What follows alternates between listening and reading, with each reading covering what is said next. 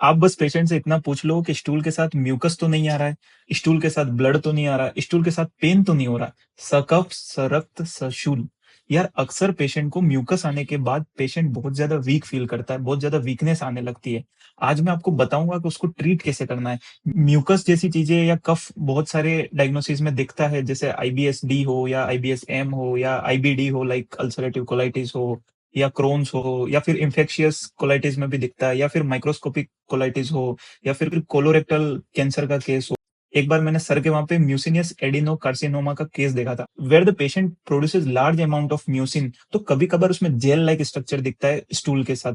Generally अपन इसमें कफ का diagnosis लेके चलते हैं। तो मैं जो आपको बताता हूँ कि उसको सॉल्व कैसे करना है, मैं कुछ ड्रग्स बताता हूँ जिसको आप बेसिक लेवल पर ट्रीट कर सकते हो। या ऐसी कंडीशन में आपका ड्रग ऑफ चॉइस क्या हो सकता है, कास्ट ओष्डियो में मुझे फॉलो कर लेना। मैं आगे प्रॉपर्टीज, आसव, अरिष्ट, ग्रित सब कुछ बताऊंगा कि बस में वगैरह सब कुछ कब कब यूज करनी है। और मैं जिसकी बात कर रहा हूँ वो है बिल्व, बेल का फल, जो कि कषाय है, वात कफग्न है और संग्राही है। भाव प्रकाश कहते हैं कि कैसा भी आम वाला शूल हो, बेल की मज्जा के चूर्ण के साथ अगर गुड़ का सेवन किया जाए तो आम वाला शूल नष्ट हो जाता है। चक्रधर भी कहते हैं कि बेल के चूर्ण के साथ अगर सोंठ ली जाए, तक्र के साथ, ना कि छाछ के साथ, दोनों अलग है, तो पूरा संग्रहणीय रोग नष्ट हो सकता है। और ये मल के साथ-साथ कफ और मल में पड़ा द्रव का भी शोषण करता है। अगर स्टूल के साथ पेन भी है, तो यहाँ पे मैंने लिंक पेन रखी है, उसमें चित्रक का वर्णन किया गया है, आप देख सकते हो और अपनी प्रैक्टिस में यूज कर सकते हो। और हाँ, अगर स्टूल के साथ ब्लड भी आ रहा है, तो आपका ड्रग ऑफ चॉइस यहाँ पे उशीर या नाक केसर होगा। ये रस में कड़वा है, लेकिन वीर्य में शीत है।